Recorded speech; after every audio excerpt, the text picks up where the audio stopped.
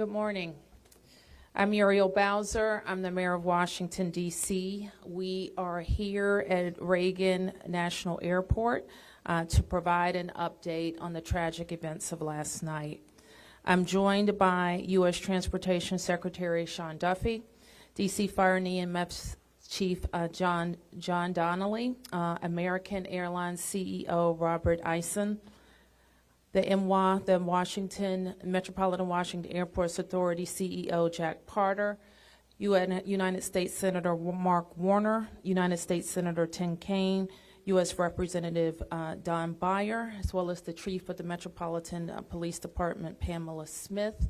And we are joined by first responders from across the Metropolitan Washington region.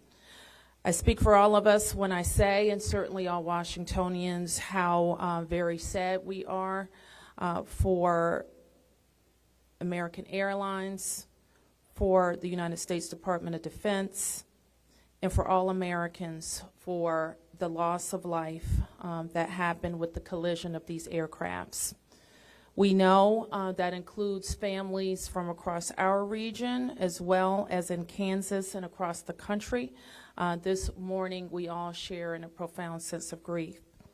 I do want to thank the first responders who acted quickly last night, who ran towards danger, went into a very frigid river, and have worked throughout the night. Chief Donnelly reported in last night's briefing that we have a strong mutual aid agreement in our region, and those teams have worked together throughout the night in really tough and heartbreaking conditions, and we should all thank them for their heroic efforts. So we'll have several updates today. I'm first going to turn to the Secretary of Transportation, Sean Duffy, and then you will hear directly from Chief John Donnelly with a situational update. Thank you, Mayor. Again, Sean Duffy here, Secretary of Transportation. We wish we were gathering for different purposes today. I just want to let you know that the Department of Transportation, the FAA, along with the White House, President Trump, local, state, and federal partners, all working together on this incident in unison. I couldn't be prouder of this team that's been assembled, working tirelessly. Mayor, I want to thank you specifically for your work. A few details I'd like to give all of you, and some of you have reported this, but last night, if you live in the D.C. area, you would know that this was a clear night last night. The helicopter was in a standard pattern. If you live in the D.C. area, you'll see helicopters up and down the river. This flight pattern is seen oftentimes when you live in D.C. This was a standard flight pattern last night as well. The American Airlines flight coming into land was in a standard flight pattern as it was coming into DCA. So this was not unusual with a military aircraft flying the river and aircraft landing at DCA. And again, if you live in the area, you'll see that frequently with those two aircraft working together. As many of you have reported, we have located the two aircrafts. The fuselage of the American Airlines plane was inverted. It's been located in 3 different sections. It's in about waist-deep water, so that recovery is going to go on today as that recovery takes place of the fuselage of the aircraft. NTSB is going to start to analyze that aircraft, partner with the FAA with all of the information we have to get the best results possible for the American people. I would just say that safety is our expectation. Everyone who flies in American skies expects that we fly safely, that when you depart an airport, you get to your destination. That didn't happen last night. And I know that President Trump, his administration, the FAA, the DOT, we will not rest until we have answers for the families and for the flying public. You should be assured that when you fly, you're safe. Thank you.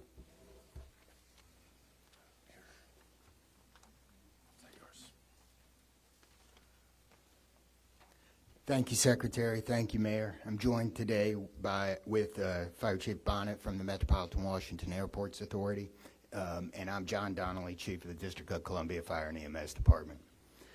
Last night at 8:48, the control tower sounded an alert, which alerts responders to respond to a report of an aircraft crash on or near the airport. That sets off an immediate response from the Airport Authority Fire Department, from the District of Columbia and Metropolitan Harbor Patrol fire boats and other fire boats on the river in order to support that type of operation. Very quickly, this call escalated. It became apparent, the responders realized that they had a plane crash and immediately escalated to a response that ultimately included about 300 people last night. These responders found extremely frigid conditions. They found heavy wind. They found ice on the water, and they operated all night in those conditions.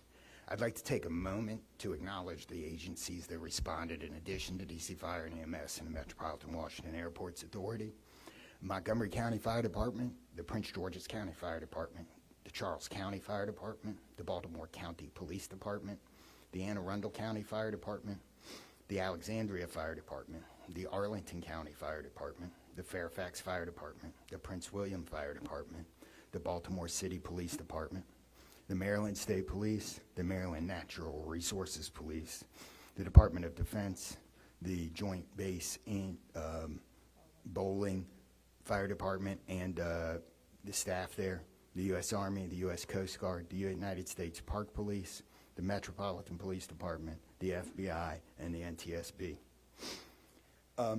Despite all those efforts, we are now at a point where we are switching from a rescue operation to a recovery operation. At this point, we don't believe there are any survivors from this accident, and we have recovered 27 people from the plane and 1 from the helicopter.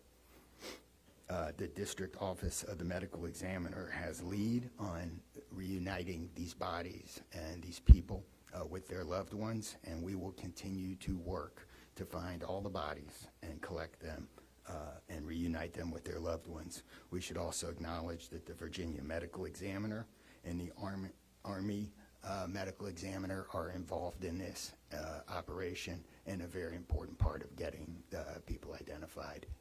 So.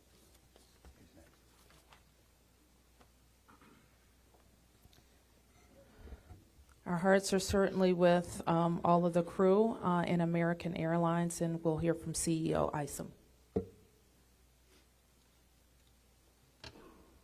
Thank you, Mayor.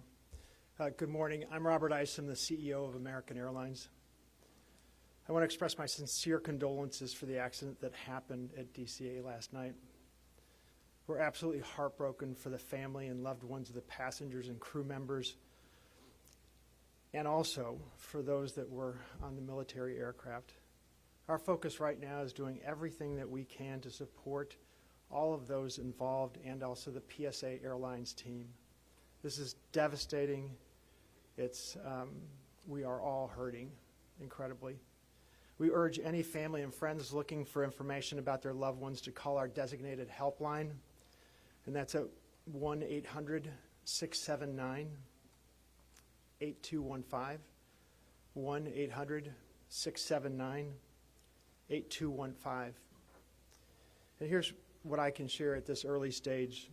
American Eagle Flight 5342, operated by PSA Airlines, traveling from Wichita, Kansas to Reagan National Airport, was involved in an accident just before 9 p.m. local time on final approach into Reagan National. It collided with a military aircraft on an otherwise normal approach, and at this time we don't know why the military aircraft came into the path of the PSA aircraft. Flight 5342, a CRJ 700, was under the command of 4 crew members. They carried 60 passengers, as you know, for a total of 64 people on board. In addition to local resources already here in DC, American Airlines has activated our care team, and that's a group of specialists that are trained to support these types of responses. These team members are on site or arriving soon.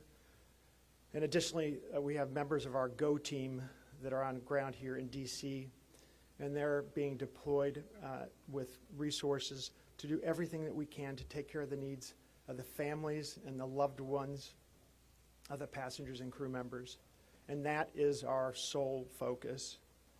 And we're so grateful for the first responders. They've been working through the night, courageous efforts. And we're actively working with local, state, and federal authorities on emergency response efforts and closely coordinating with PSA Airlines as they cooperate fully with the NTSB on the investigation. I know that there are many questions, and at this early stage, I just won't be able to answer many, but we'll provide additional information as it comes. Thank you.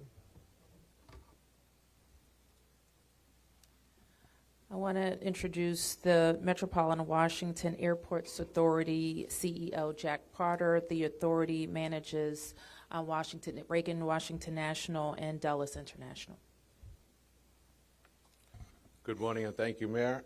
First, let me begin by expressing our condolences for all the victims of this flight and for their families. There's a lot of grieving going on, and so we're very sympathetic to that. I want to echo what was said about the first responders. When there's a problem in this area, everybody drops everything, and they rush to wherever the problem is. So I want to thank the chief, the entire team from Washington, D.C., but just as important, the list of folks that the chief described. Federal authorities have been here en masse, and so a lot of effort was brought to bear. Unfortunately, we weren't able to rescue anyone, but we are in the recovery mode right now. And I just want to, last night I expressed the fact that we hope to open at 11 o'clock today, and that is still the case. We're going to open the airport at 11 o'clock. And again, condolences to the families, and thanks to the many, many who are still out there working very, very hard to complete this recovery. Thank you, Mayor. I do want to acknowledge that the Virginia Transportation Secretary is here in addition to the Alexandria Mayor, and I will like to ask members of the Virginia Congressional delegation to the podium next.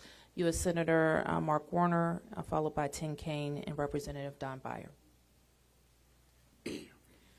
Thank you, Mayor. I want to join with everyone else and express my condolences for the victims. For folks who don't live in the DMV, we are made up of a lot of jurisdictions. Reagan Airport's in Virginia. Across the river we have Maryland, obviously the district, but as been indicated by the chief, when tragedy happens, all those distinctions between the various jurisdictions and our federal partners all disappear. And I want to again thank all the first responders. On a personal note, I'll just add that literally I now know I was coming back from the district from a dinner to my home in Old Town Alexandria. And while I did not see the collision, I wondered, I'd never seen this many red lights streaming towards the airport and across the river in Maryland about this time. My phone started blowing up, and I realized that this accident had taken place. There'll be a time to figure out. I know NTSB will have a briefing later in the day. But to the victims, our condolences. To the first responders, our thanks.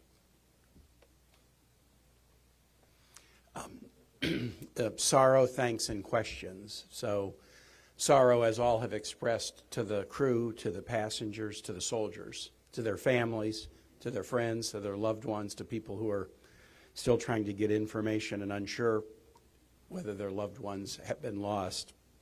We offer our profound condolences to them and our sorrow for this tragedy.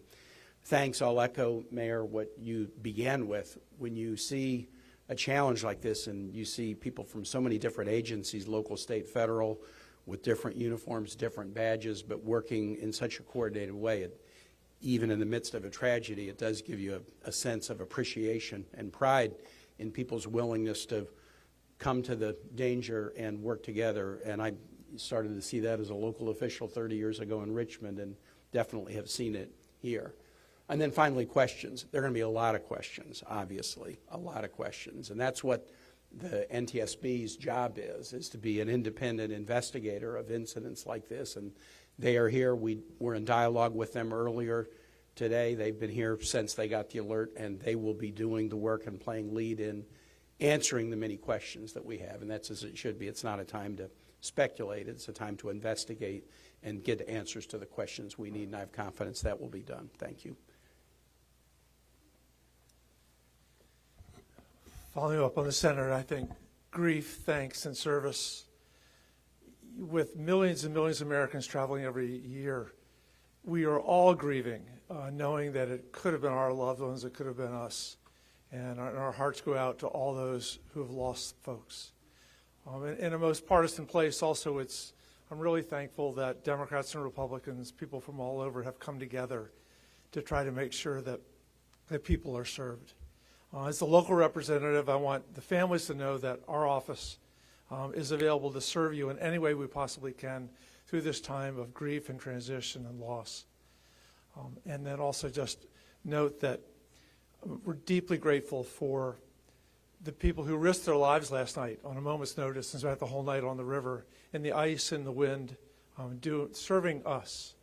And then finally, as Senator Horner noted, after the NTSB investigation, we've got to make sure that at the federal level and with the support of Virginia, Maryland, D.C., we're doing everything we can to make sure this does not happen again.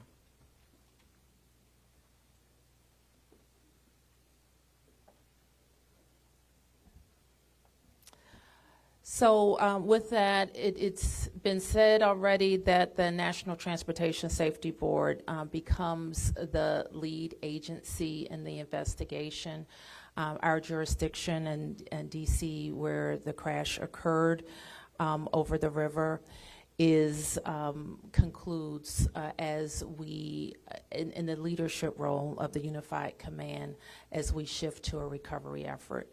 We expect the National Transportation Safety Board to provide briefings to the press later in the day.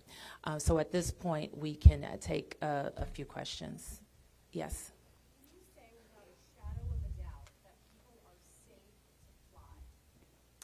What we can talk about today is what happened here with the collision of these vehicles. We've said what we know, and that the National Transportation Safety Board continues to investigate. I don't know that any of us have been briefed on anything that would suggest any other aircraft are implicated. Yes? You're still missing 30-plus people in the water. What are some of the challenges in recovering them right now? Chief? So the rescue operation or the recovery operation goes on. It's a lot of touch and feel in the different parts of the plane or in the helicopter, and the crash area is a little spread out, so we've got some work to do.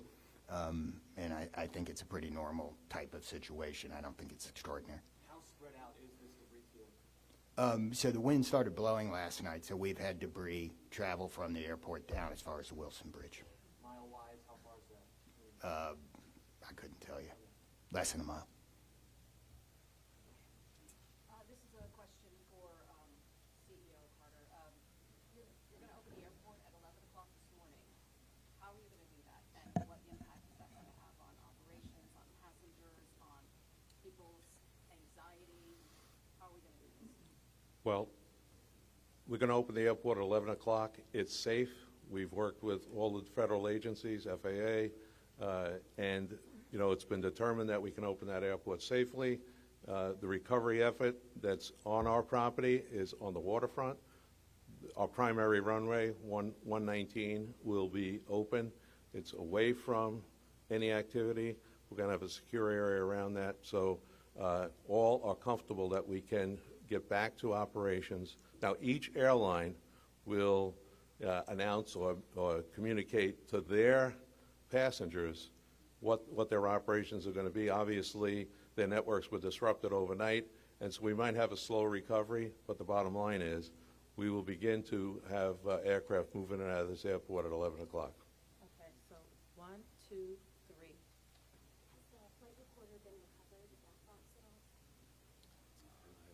I don't think we can say anything about what's in NTSB's purview. You mentioned the airport opens 3 hours from now. There's a lot of helicopter traffic from the military, U.S. Park Police, and all that. Will helicopters be flying right through here as well, beyond the recovery efforts? I don't know the answer to that. Jack, do you have anything to add? We don't have anything to add about that. Yes. This is for Secretary Duffy. Can you reassure Americans that the U.S. still has the safest airspace in the world? So the question is, can I guarantee the American flying public that the United States has the most safe and secure airspace in the world? And the answer to that is absolutely, yes, we do. We have early indicators of what happened here, and I will tell you with complete confidence, we have the safest airspace in the world. What's next? When it comes to informing these families who probably lost their loved ones, what does that look like so far? Has any of them been informed? The flight manifest, is there any details you can provide on that front? Can you add anything? All I can say is that we have published the 1-800 number. We have family assistance centers set up here in DCA. We do in Wichita as well. I'm not at liberty to give the number of families that have been that have used those services, but we are making that use. We have over 100 team members that are either here or on their way that are specially trained to work with family members, handle travel arrangements, hotel arrangements, incidentals, to make sure that we're taking care of people in any way that they can. As you know, as our teams are hurting and suffering, and as our passengers and their families need assistance, we're doing everything we can. I don't have any more information on that right now. Chief Donnelly, can I ask you to describe the next phase of the investigation? How confident are you that you'll be able to recover all 67 of these bodies? And can you speak to some of the debris that's also being pulled out of the river? We understand there are some suitcases, some other things that have been pulled out from the river. And I would like to ask anyone here, perhaps the Transportation Secretary or Mr. Eisen, if you know anything about these victims, age ranges, nationalities, anything of that nature. So the next phase of this operation is going to be led by the NTSB. All of us are working together, though, to search the area and to find the victims. I'm confident that we will do that, and that will take us a little bit of time, though. It may involve some more equipment. As far as the things being collected, I don't have personal knowledge. I know that we have been collecting debris that you would expect to see from a plane. And anything about the victims? So the question is about the victims. The NTSB is going to lead that portion of the contact with the victims. I believe American is going to be involved with that as well, and so will the FAA and the Department of Transportation. Secretary Duffy, we're going to take some questions over here. 1, 2, 3, 4. For Secretary Duffy, the flight path that the helicopter was on, is that a common flight path, and is it normal for helicopters to get clearance to cut across busy approach paths? So I don't know if you all could hear the question. It's a question about the flight path of the helicopter. I don't want to go into too much detail about the information we have from the FAA, but obviously it is not standard to have aircraft collide. I want to be clear on that.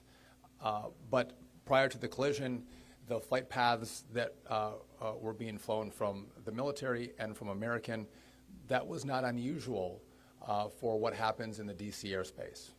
And as this investigation moves forward, we will be able to provide more information to you about the details of that statement.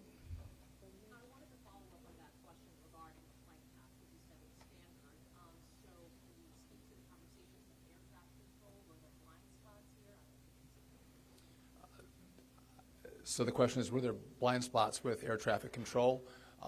I don't want to make statements about that. I don't lead into that answer. But again, I think whether it was air traffic control, whether it was military aircraft, helicopters, or the American flight, everything was standard in the lead up to the crash. Now, obviously, something happened here. You'll get more information and more details as this investigation moves forward. We'll learn what happened. But again, those who live in the D.C. area, we see military helicopters fly up and down the river. It's a standard path that they fly. They're used to aircraft landing at DCA, and there's a procedure in place because this happens every day. Something went wrong here. I look forward to the time and point when we can give you that information, but I don't want to comment on that right now. Senator Kane, Senator Warner, you all have been, very vocal about your concerns about busy runways here, air traffic. I know it's still early in the investigation. I'm just curious if any steps that you all plan to take to address that. We have raised this issue continuously. We've got very busy airspace. I think we will ask questions, but at the appropriate time. We are in this period right now where families are still being notified. We're trying to figure out what happened. There'll be time for those discussions, I think. Yeah, I'd just say the same thing. We've been pretty plain about our concerns, but it isn't a good time to speculate right now. We have faith that the NTSB will provide the answers about this.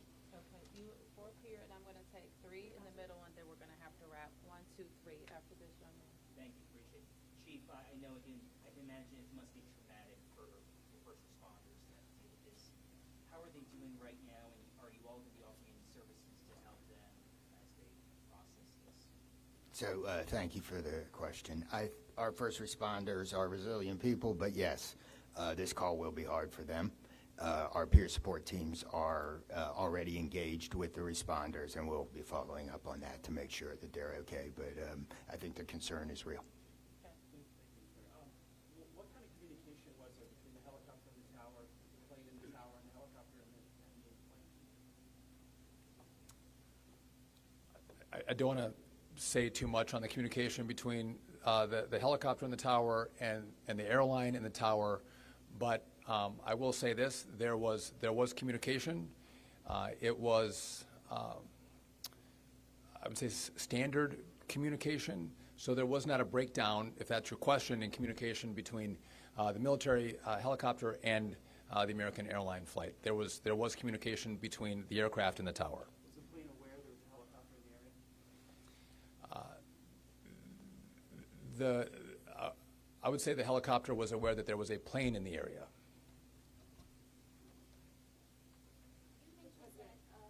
So the president, you said yesterday that he called into the briefing room. Has he returned to the briefing room since then? Have you spoken?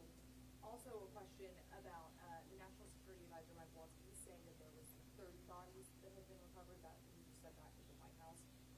Curious. I know you're in this presser right now, so that's hard for you to update. But I do have the question posed. I can do the body. I'll give the body first. So in terms of body recovery, as we recover bodies, we have a process, and we're not counting any bodies until they're in the possession of the medical director. So there may be some fluctuating in numbers that other people would report, but our numbers from the medical examiner. So just in regard to the president in the briefing room, I've been with this team for the last hour plus as we've worked through the details of the information we wanted to give you. But it is my understanding that either this morning he was going to be in the Situation Room, or the Situation Room is obviously briefing the president. He has been kept in full appraisal of what is taking place. Okay, last 2, you, and you ma'am, first. You mentioned that the aircraft was on a standard flight pattern. Just curious, when the airport opens at 11 today, will planes be on that flight pattern again, or are they being directed to fly a different way? Jack, do you want to?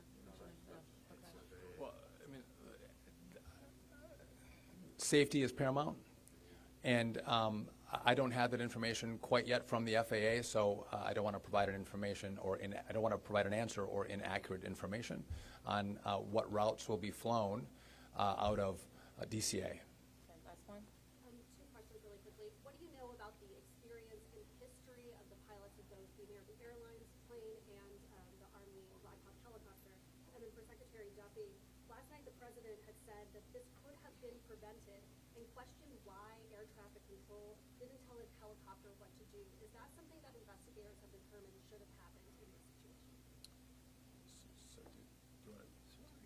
Quickly, Secretary. Just just quickly, I don't have a lot of information to release, but these were experienced pilots. I know that the captain had 6 years with PSA, or almost 6 years with PSA, and the first officer almost 2 years. Again, standard approach, and that's about all I can say. Thank you.